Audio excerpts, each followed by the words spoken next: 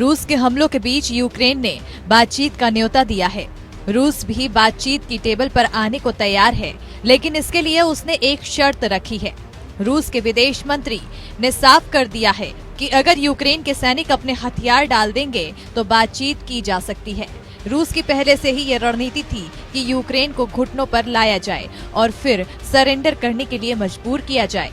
इस बीच Ukraine, Hungary और Poland में भारतीय दूतावास ने यूक्रेन में भारतीय नागरिकों के लिए नई एडवाइजरी जारी की है। इस एडवाइजरी में जानकारी दी गई है कि जरूरत पड़ने पर बम शेल्टर कैसे खोजें। दूतावास ने लोगों से कहा है कि अगर वो राजधानी कीव जा रहे हैं तो वहां न जाएं और उन शहरों में लौट जाएं जहां वो रहते हैं।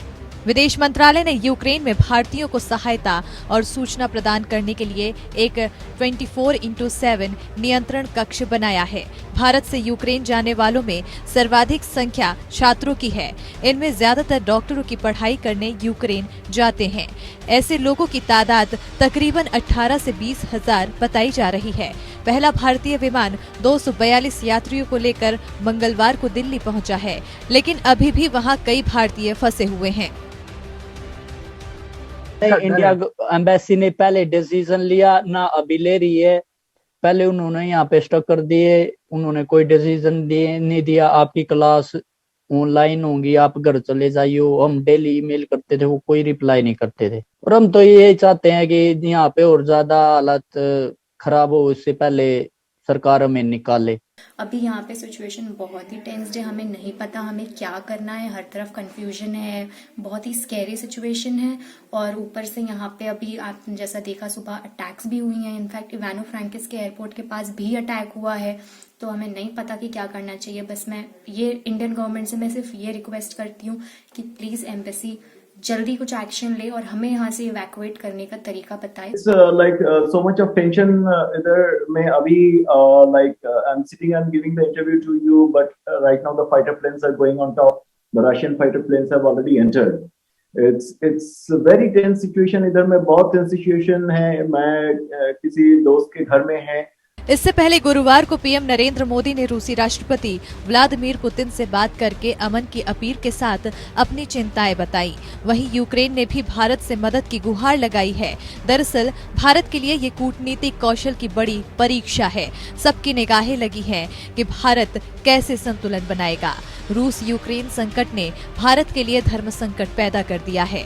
भारत ना तो अपने पुराने दोस्त रूस से अपने रिश्ते खराब करना चाहता है और ना ही अमेरिका से नए दौर में बढ़ती करीबी को नुकसान पहुंचाना चाहता है। रूस जहां भारत का अहम रक्षा साझेदार है, वहीं चीन के खिलाफ अमेरिका ने खुलकर भारत को समर्थन दिया है।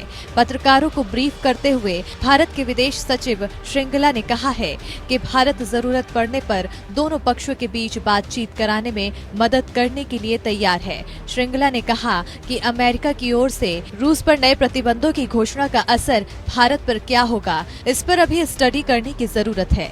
दरअसल पश्चिमी देश भारत को रूस की कार्रवाई को अनदेखा करने और दोहरे मापदंड अपनाने के तौर पर देखते हैं, लेकिन चीन के मामले में भारत इसे क्षेत्रीय अखंडता और संप्रभुता के तौर पर उठाता रहा है। वहीं भारत के रूस के साथ सामरिक संबंध और सैन्य जरूरतों के लिए निर्भरता बड़ा कारण है।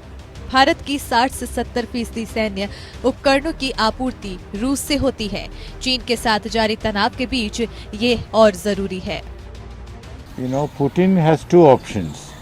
One is that even now, today or tomorrow, he can say, we have achieved the objective and I am declaring victory, and he can end the conflict. One option.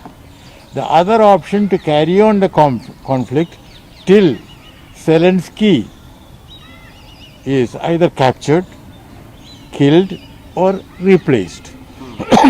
You know what I mean? ये पूरे विश्व के लिए चिंता का विषय। हमारे लिए चिंता का विषय प्राथमिक तौर पे ये है कि हमारे 20,000 छात्र और नागरिक फंसे हुए हैं। मुश्किल से 200-250 लोग वापस आ पाए। मैं वो SOS वीडियो देखता हूँ परेशान छात्रों के। मुझे भी कई कॉल बिहार से आए हैं, बेबस महसूस कर रहे हैं। तो सरकार को तो उच्च स्तर पर इसकी कोशिश करके जल्द से जल्द इवैक्यूएशन सुनिश्चित करना चाहिए। यूक्रेन पर रूसी हमले ने विश्व की अर्थव्यवस्था पर भी नकारात्मक प्रभाव डाला है। इसका प्रभाव भारत की अर्थव्यवस्था पर भी पड़ने वाला है। इस समय भारत कच्चे तेल की अपनी जरूरत का 80% से अधिक हिस्सा आयात करता है, जो सालाना करीब 150 अरब डॉलर है।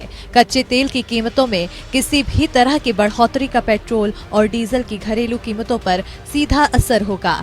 एक अनुमान के मुताबिक कच्चे तेल की कीमत में $1 प्रति बैरल की बढ़ोतरी से भारतीय अर्थव्यवस्था पर 8,000 से 10,000 करोड़ का बोझ बढ़ जाता है। सितंबर 2014 के बाद पहली बार गुरुवार 24 फरवरी को कच्चा तेल $100 प्रति बैरल के पार जाकर 105 तक जा पहुंचा था। रूस और यूक्रेन में तनाव अक्टूबर 2021 में बढ़ना शुरू हुआ। उस वक्त क्रूड $85 प्रति बैरल पर था।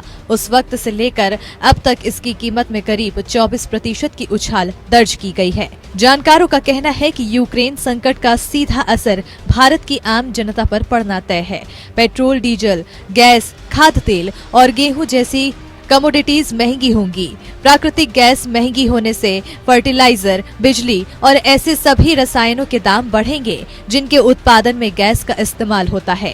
साफ है, रूस और यूक्रेन के बीच जो संकट खड़ा हुआ है उसका दायरा सिर्फ 2 देशों के बीच सीमित नहीं, बल्कि ये काफी बड़ा है। संकट को जल्द सुलझा लेने से ही वैश्विक अर्थव्यवस्था को पटरी से उतरने से रोका जा सकता है, जो पहले ही कोरोना महामारी की वजह से कमजोर स्थिति में है। Bureau report APN।